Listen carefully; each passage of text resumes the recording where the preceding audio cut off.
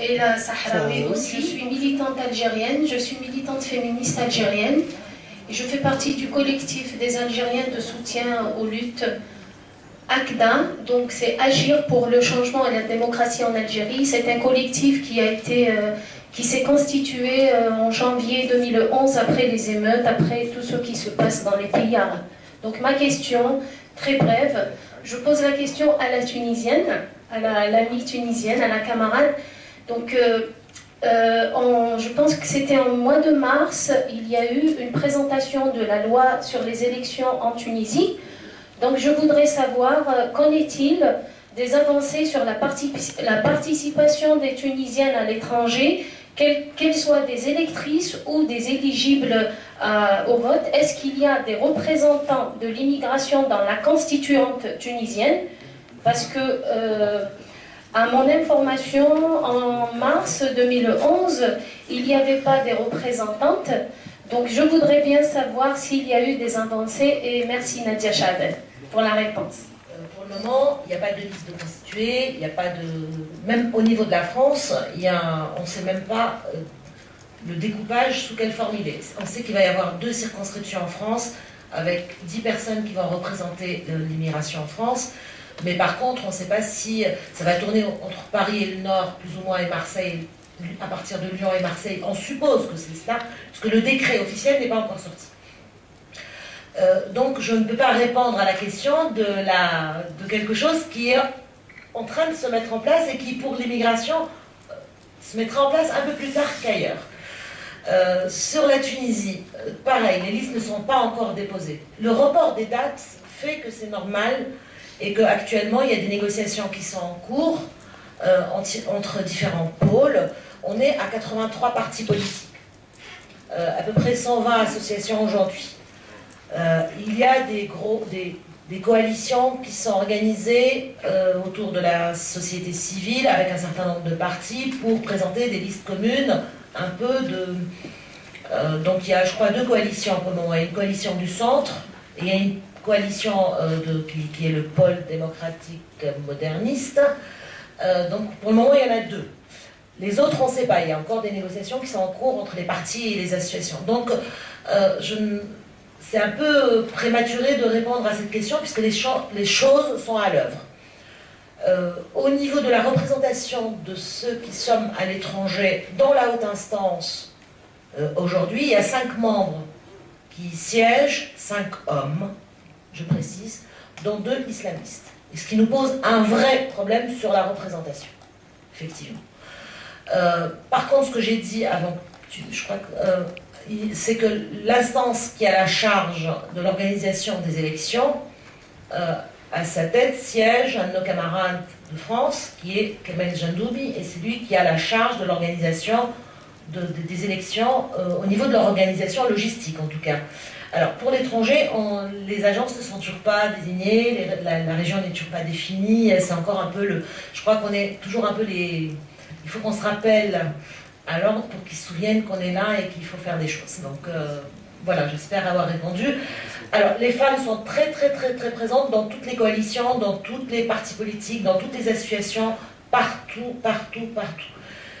Il y a aujourd'hui, on était à 2 associations de femmes autonomes avant le 14 janvier, autonomes du pouvoir et du RCD, j'entends, parce qu'il y avait d'autres associations mais qui étaient complètement aliénées. Et aujourd'hui, je crois qu'on est à peu près à 23 associations de femmes sur le territoire qui sont constituées et toutes travaillent autour de la mobilisation de femmes autour des élections, même si elles travaillent sur d'autres aspects culturels et autres, mais elles ont tout le souci d'amener les femmes à s'inscrire sur les listes, d'amener les femmes à aller voter. Il y a une caravane qui va démarrer le 3 juillet, qui a été initiée par une association Al-Kef, et qui a du coup drainé d'autres associations avec elle et d'autres femmes d'autres régions qui vont faire de la sensibilisation et du travail un peu autour de la citoyenneté auprès de femmes exclusivement.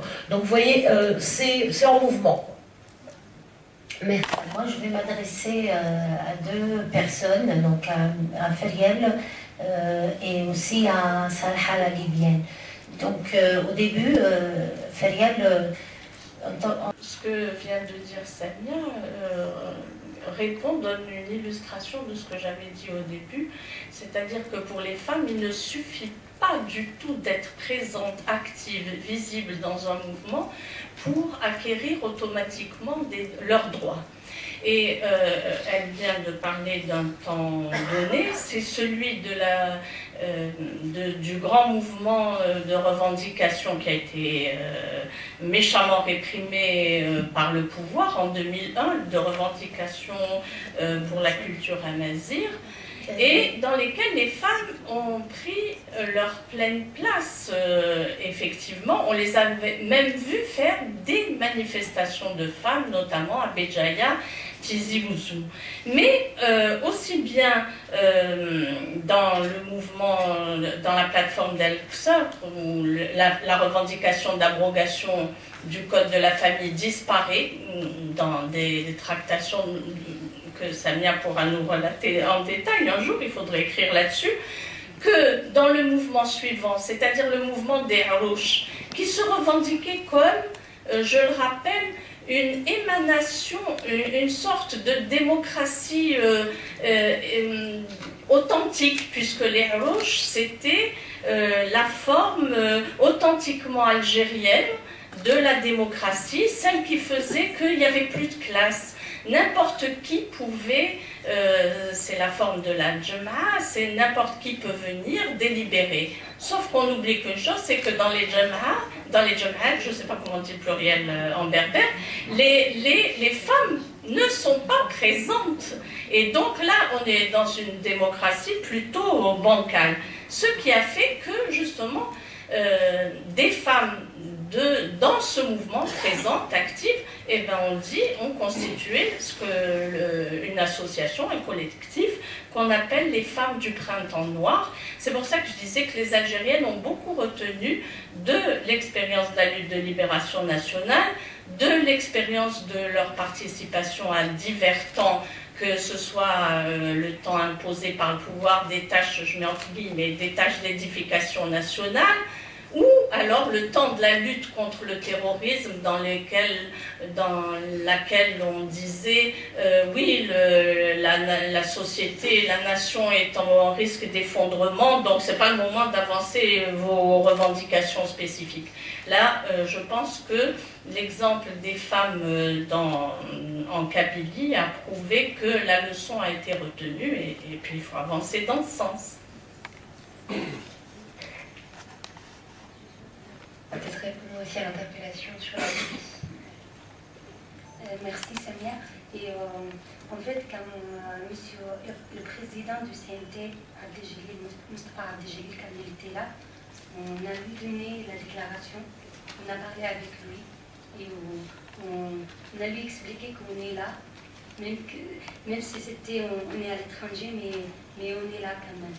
Et en fait, on a une conférence à Rome le 25 jusqu'à le 27 juin. Et on travaille, ne vous inquiétez pas.